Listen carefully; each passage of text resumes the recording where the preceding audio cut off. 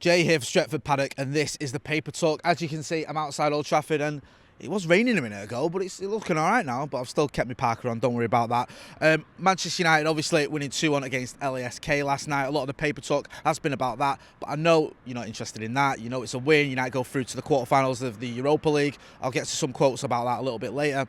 The main talking points and the main things that everyone will be concerned about are Jadon Sancho. What's happening? Is he coming? Is he not? Has it been confirmed? Has a deal been agreed? What is the latest? Now, the latest are there's conflicting reports. Shock horror. There's certain noises coming out of some camps that the deal's been done or that agreement's been made with a player, at least, and that United and Dortmund are negotiating. However, certain people at Dortmund are saying that's not the case.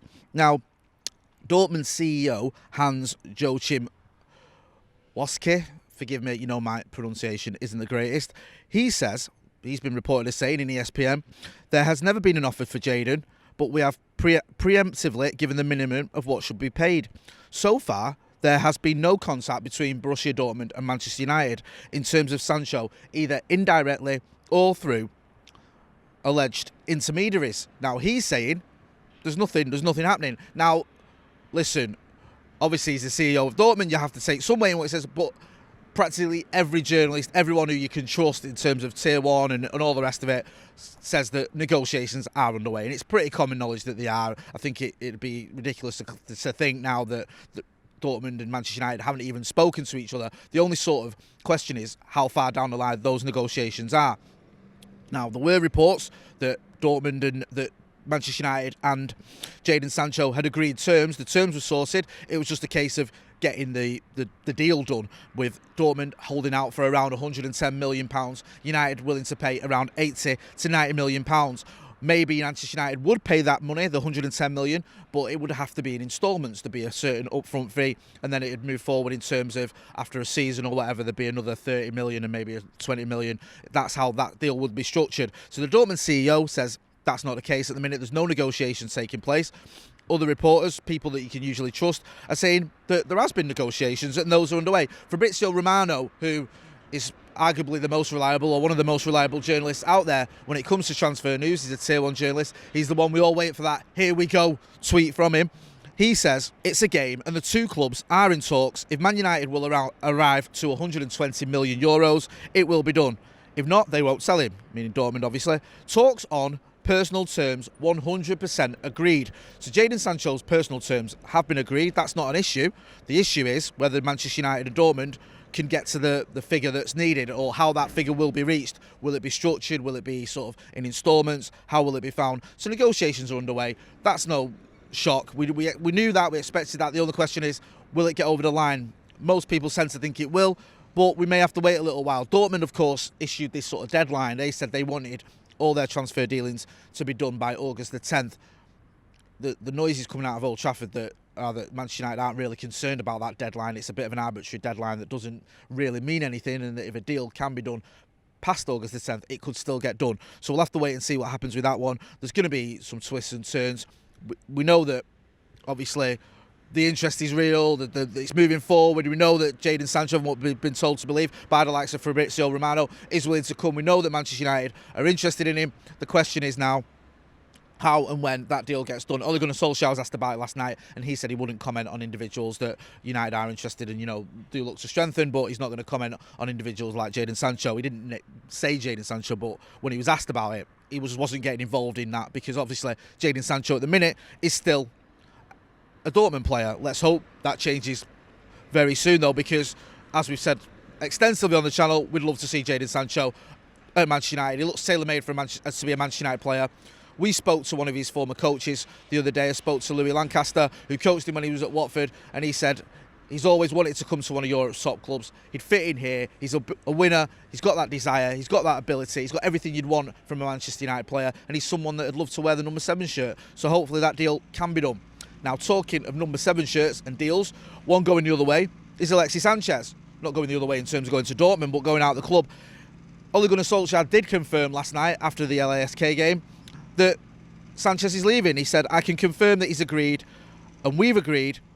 Alexis enjoyed his time here, meaning at Inter Milan, because obviously he's been there on loan. They liked him, so of course that's a good move for him. We wish him all the best. He's a top player that we want to see play football. for whatever reason, we didn't see the best of Alexis, but he's a top professional, and we just wish him all the best. Ole Gunnar Solskjaer making all the right noises there, saying nice things about Alexis Sanchez and wishing him well, which is pretty much all you can do as a manager, really. Alexis Sanchez going to Inter Milan now, it looks as though that deal is going to be just basically that United are terminating his contract by mutual consent, and that Inter Milan are going to pick that up. Now, when it comes to that, you think, why do that? Well, it's obvious, because he's on massive money. And the big sticking point in getting rid of Alexis Sanchez and moving him on was who's going to pay those wages. The reports were that he was on around £500,000 a week. Now, again, that might be, he gets that if he plays and scores or whatever, but it was roughly around that, maybe starting at around £400,000 when he came in from Arsenal. And for me, Alexis Sanchez has been probably the most disappointing signing I've ever seen at Manchester United. I'm not saying he's the worst player. He's not.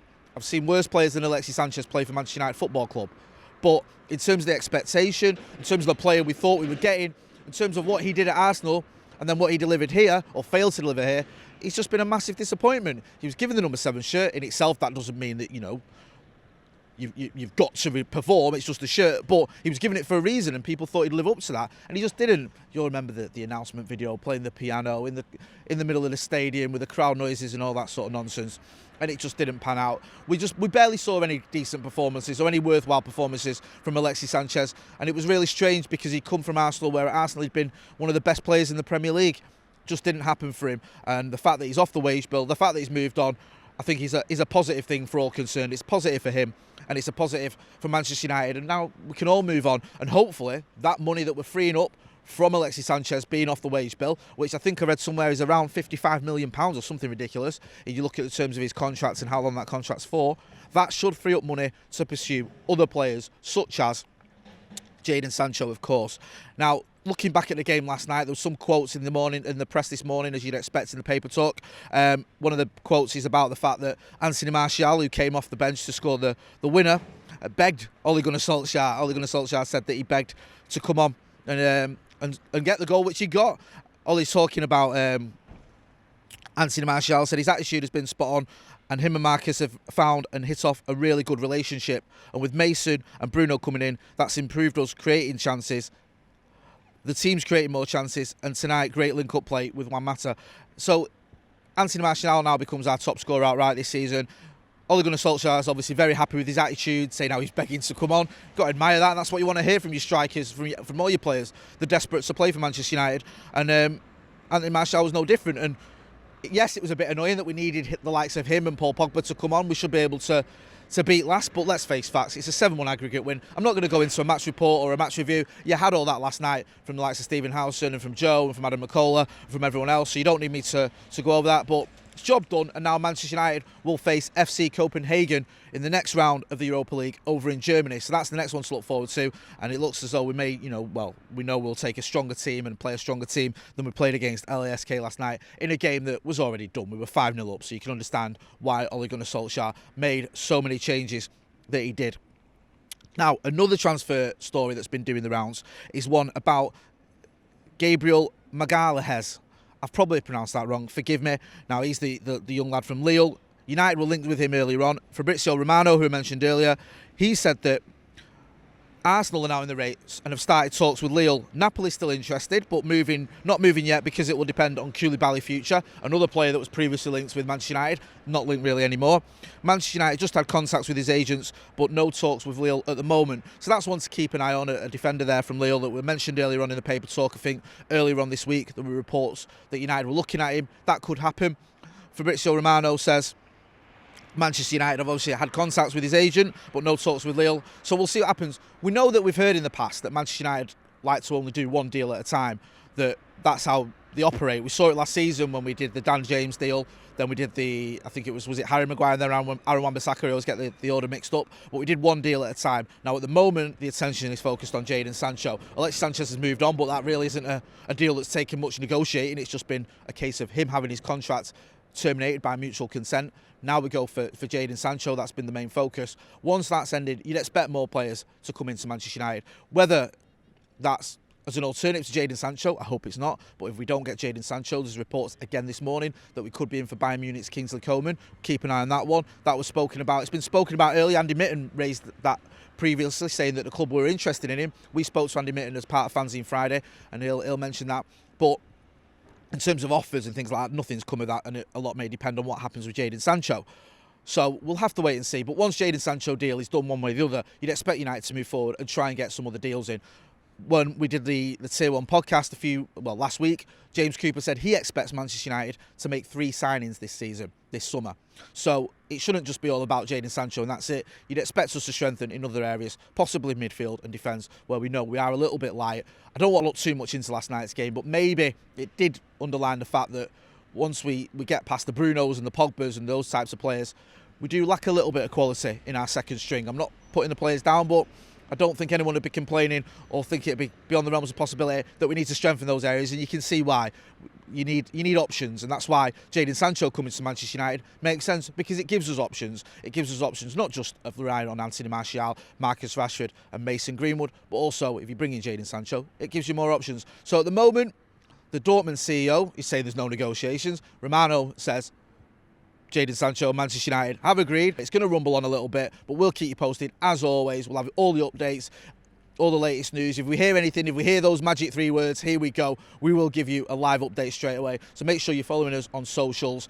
The weather's beginning to pick up a little bit here at Old Trafford, and hopefully the Jadon Sancho transfer will pick up soon. I've been Jay. This has been The Paper Talk. Don't forget to hit like, share and subscribe. Thanks for watching.